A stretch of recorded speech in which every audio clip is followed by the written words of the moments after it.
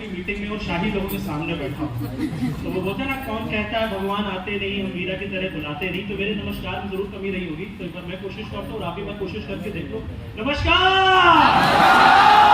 Thank you so very much. मेरा नाम अमित सिंह है और ये जो काम आज आप पहली बार देख रहे हैं, इस काम को करते हुए, इस मैनेजमेंट के साथ मुझे लगभग 10 साल से अधिक का समय हो चुका है।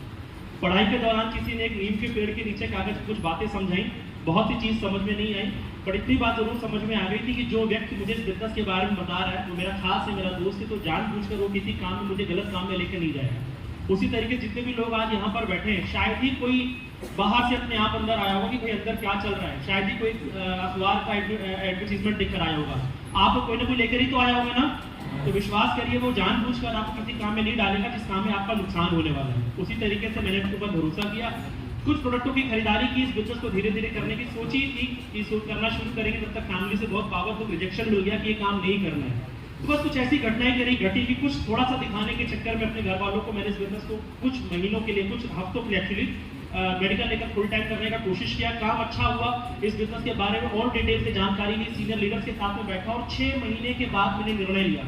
एक्चुअली छोटी सी 10,000, 15,000, 20,000 की खरीदारी करना निर्णय नहीं होता, तो शॉपिंग ही है। आपके घर में टूथपेस्ट खत्म हो गया, आपके घर में चाय की पत्ती खत्म हो गई, या आपको हेल्थ से संबंधित कोई भी सामान खरीदना है, तो क्या घर में बैठ के डिसीजन लेते हो कि जाके शॉपिंग करते हो, ताकि शॉपिंग करते हो। तो यहाँ पे शॉपिंग ही तो करना है, डिसीजन शॉपिंग करना नहीं है। शॉपिंग करने के बाद इस बिजनेस को अपनी जिंदगी के 3 साल 4 साल देना ही देना है, इसको डिसीजन कहते हैं। तो मैंने पार्ट टाइम काम की शुरुआत की, लेकिन 6 महीने के बाद मुझे इस बिजनेस में बहुत बड़ी पोटेंशियल समझ में आया और 6 महीने के बाद मैंने अपनी एजुकेशन को कर्नाटका ओपन यूनिवर्सिटी से डिस्टेंस करते हुए इस बिजनेस को फुल टाइम करना शुरू किया। और आज आपको विश्वास देता हूँ कि पिछले 10 सालों में एक दिन भी रिग्रेट नहीं फील हुआ, एक दिन भी ग्लानि नहीं महसूस हुई कि मैं खराब जगह पर आ गया हूँ। मैं बहुत लकी हूँ कि मैं MI जैसा कंपनी के अंदर काम कर रहा हूँ और आप सबके साथ मिलकर बात कर रहा हूँ। और क्या कारण था मेरा 6 महीने के बाद इस बिजनेस को फुल टाइम करने का? बड़ा सिंपल सा कारण था। मैं बहुत स्मार्ट नहीं था, बहुत तेज नहीं था, पर मैं मेहनती हूँ, मेरे को चाहिए मतलब चाहिए, ऐसे करके सेम था। और पढ़ाई के दौरान मुझे कुछ चीजें समझ में आ गई कि मैं कितना भी टैलेंटेड हूँ, मैं कितने भी अपने परफॉर्मेंस को इनहेंस कर दूं, बढ़ा दूं, कोई ना कोई तो मेरे ऊपर बैठा है जो मेरी सैलरी के पीछे डॉट लगाने के लिए तैयार है। कोई ना कोई तो बैठा है। मेरी पोटेंशियल 25,000 महीने की है, तो अगला बोलेगा 25,000 डॉट, तेरी औकात 25,000 महीने से ज्यादा की नहीं है। मैंने थोड़ी और बढ़ाई तो कहेगा 50,000 dot, 1 lakh dot, 1.5 lakh dot. तो मेरे मन में ये था कि तुम कौन होते हो मेरे ऊपर डॉट लगाने वाले, यस और नो? लेकिन प्रॉब्लम ये थी कि बाहर की दुनिया में यही होने वाला है। आप अपनी पर्सनालिटी को, आप अपने टैलेंट को, स्किल को कितना भी इनहेंस कर दो, कोई ना कोई तो बैठा है जो आपकी इनकम के पीछे डॉट लगाने के लिए बैठा है। लेकिन उसी दौरान मेरे को MI लाइफ समझ में आ गया, यहाँ पर भी आपकी इनकम के पीछे डॉट नहीं, डॉट डॉट डॉट मतलब इन्फिनिटी का डॉट डॉट डॉट डॉट लगता है कि आप अगर अपनी स्किल को 10,000 रुपए पे लाना चाहते हो तो आपको 10,000 मिलेगा। आप अपनी एबिलिटी को और इस बिजनेस को समय देते हो तो आपको 1 लाख मिलेगा। अगर आप समय दे सकते हो तो आपको 1 करोड़ भी मिलेगा। कोई साला डॉट लगाने वाला इधर नहीं है, मेरे कोई डॉट लगाने वाला नहीं है। ये चीज मेरे को हमेशा इंस्पायर करती है। मैं कोशिश करता हूँ कि अपने आप को अपडेट करूँ, अपने लोगों को साथ में बिजनेस में लेकर आगे बढ़ूँ। ये समझने की जरूरत है थोड़ी सी। हम लोग जिंदगी में आ रहे हैं ना बढ़ने के लिए। कितना बढ़ने के लिए? जितना बढ़ सकते हैं। पर मेरा सवाल है, हम कितना बढ़ सकते हैं? हम कितना बढ़ सकते हैं? हाइट वाइज बात नहीं कर रहा हूं, इनकम वाइज बात कर रहा हूं। कितना बढ़ सकते हैं? एक आम का पेड़ कितना बढ़ सकता है? जितना बढ़ सकता है। एक यूकेलिप्टस का पेड़ कितना बढ़ सकता है? जितना बढ़ सकता है। लेकिन एक आदमी कितना बढ़ सकता है ना, आज तक ये नापा या मापा नहीं गया। मेरे फ्रेंड्स, अनलिमिटेड बढ़ सकता है, लेकिन उसको सही जगह चाहिए। एक आम के पेड़ को मैं गमले के अंदर लगा दूं, एक आम के पेड़ को एक गमले के अंदर लगा दूं, तो क्या एक आम का पेड़ उतना बढ़ सकता है जितना वो बढ़ सकता है? अरे बोलो ना यार, नहीं। एक आम के पेड़ को मैं गमले में लगा दूं तो क्या उतना बढ़ सकता है जितना वो बढ़ सकता है? नहीं बढ़ सकता। लेकिन अगर उसी आम के पेड़ को मैं उपजाऊ जमीन पे लगा दूं तो अब वो आम का पेड़ उतना बढ़ सकता है जितना वो बढ़ सकता है। उस आम के पेड़ को मैंने गमले से निकालकर एक बगल वाली उपजाऊ जमीन पे लगा दिया। आम के अंदर बढ़ने की चाहत होनी चाहिए और जमीन के अंदर बढ़ाने का दम होना चाहिए। दो ही चीज चाहिए, तीसरा चीज नहीं चाहिए। हेलो, नहीं बोल रहा हूँ। आम के अंदर बढ़ने की आग होनी चाहिए और जमीन के अंदर बढ़ाने का दम होना चाहिए, तीसरा चीज चाहिए ही नहीं। अब आम का पेड़ जब उस उपजाऊ जमीन पे लगा, अगल बगल वाले से बोला कि देखना एक दिन में बड़ा होऊंगा, तो अगल बगल वाले क्या बोलेंगे? ये सब होने वाला। आम का पेड़ जानते क्या बोलता है? चल बे क्या बोलता है? वो थोड़ा सा बड़ा होता है। फिर एक दिन बोलता है देखना एक दिन जो मुझे सींच रहा है ना मैं इससे भी बड़ा हो जाऊंगा। तो लोग बोलते नहीं ये होने वाला नहीं है। तो क्या बोलता है? चल बे। वो आम का पेड़ और बड़ा होता है और एक दिन कहता है देखना अब मेरे अंदर से आम के फल निकलना शुरू होंगे। लोग बोलते हैं अरे ये सब होता नहीं है। लेकिन वो क्या बोलता है? चल बे। ये सारी घटना इसके साथ में हो रही। बोलो आम का पेड़ बड़ा होता है, आम का पेड़ बहुत बड़ा होता है। आम के पेड़ में आम होते हैं किस लिए? किस लिए? सिर्फ 3 चीज।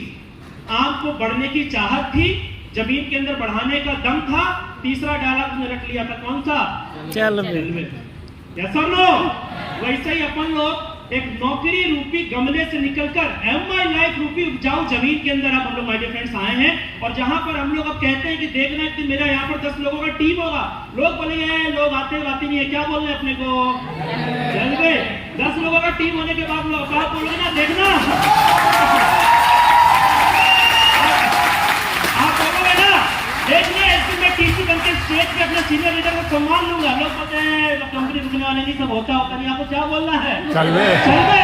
एक दिन आप बोलोगे ना कि एक दिन इस बिजनेस में आने के बाद मैं मंथली रॉयल्टी बोनस लूंगा, मैं DTC बनने वाला हूं। लोग बोलेगा बस बहुत हो गया, जितने तेरा कमानी ना उतना बहुत है, तेरा कंपनी रुकने वाला नहीं। आपको क्या बोलना है? चल बे।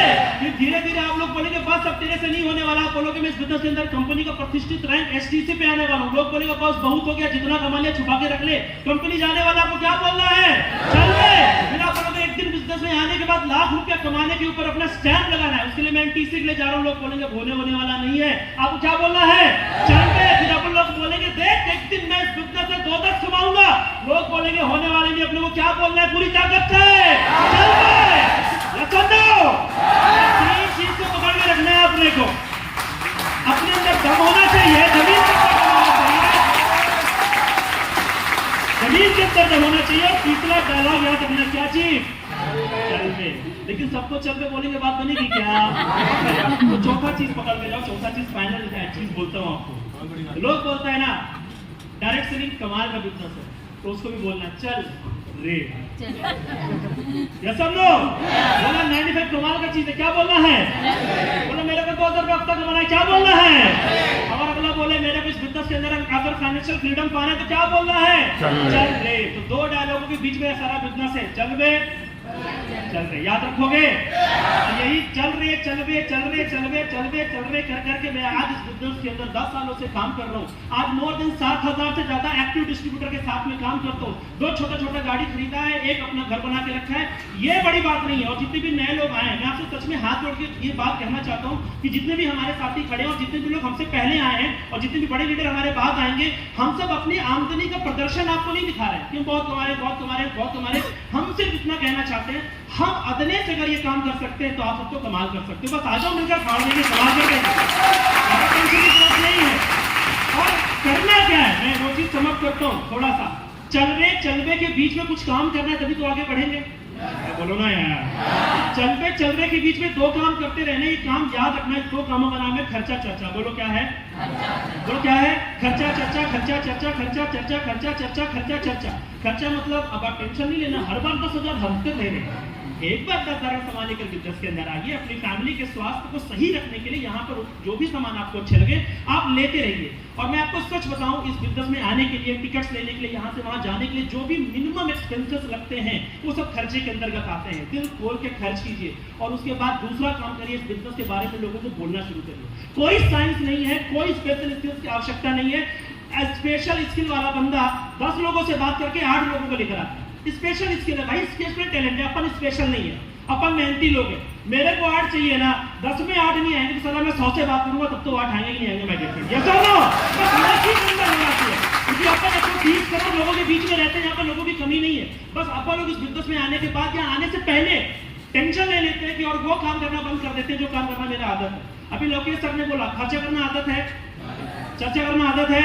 ये बिजनेस आप करो ना करो, इस बिजनेस की चर्चा करोगे तो इसको सही तरीके से करना शुरू करो। आप अपना काम करो, भगवान अपना काम करेगा। एक छोटी सी बात बोलकर अपनी बात फिनिश करता हूँ। एक पर्टिकुलर राज हुआ करता था, उस राज में देवराज इंद्र की हमेशा हर साल विशिष्ट पूजा की जाती थी, यज्ञ किया जाता था उस राज के अंदर। और देवराज इंद्र हर साल पूरी तरीके से खुश होने के बाद मौसम के हिसाब से झमाझम वहां बारिश करते थे, बेहतरीन फसल होती थी, पूरा राज्य बेहतर तरीके से खाता भी था, दूसरे राज्य को सामान अनाज बेचता भी था। धन संपदा वहां बहुत भरी पड़ी थी, हर एक आदमी वहां पर अमीर था, बेहतर था। लेकिन एक पर्टिकुलर साल में क्या हुआ, राजा अपनी बेटी की शादी में इतना व्यस्त हो गए कि वो भगवान इंद्र, देवराज इंद्र की वो विशिष्ट पूजा करने में चूक गए। देवराज इंद्र नाराज हो गए, खड़के और ऊपर से उन्होंने जोर से आकाशवाणी की कि हे राजा, तूने इस साल मेरी पूजा नहीं की है, जा अगले 5 साल में तेरे को श्राप देता हूं कि तेरे राज्य के अंदर बारिश नहीं होगा। अब देवराज इंद्र ने ये अनाउंसमेंट कर दिया है, तो उसके बाद सब लोगों ने हाथ पैर छोड़ दिया। सब लोगों ने अपने जो भी इक्विपमेंट्स होते थे खेती वाले, सब लोगों ने अपने अपने घर के अंदर रख दिए, बैलों को खूंटे से बांध दिया। महाराज जो थे उस राज्य के, उन्होंने अन्य संसाधनों के बारे में सोचा कि कैसे भगवान को मनाए, पर भगवान मानने के लिए तैयार नहीं थे। 1 हफ्ते के बाद एक बंदा अपने कंधे पे हल और अपने हाथों में भैंस को लेकर अपने खेत की तरफ बढ़ा। गांव वालों को कहा कि तूने उस भगवान इंद्र की वो उस दिन आकाशवाणी नहीं सुनी थी? क्या बोला था उन्होंने? बारिश होने वाली नहीं है, तो काहे को खेत तैयार कर रहा है? बारिश होगी नहीं, अनाज होगा नहीं, तो मेहनत क्यों कर रहा है? उसने किसी को भी कोई भी उत्तर दिए बिना वो गया अपने खेतों में काम करना शुरू किया। गांव के लोगों को लगा कि इस साल इसकी बेटी की शादी होनी थी, शायद अब अनाज नहीं होगा, धन नहीं आएगा, तो इस दुख में ये इसका दिमाग हट गया है, इसलिए पागल हो गया है।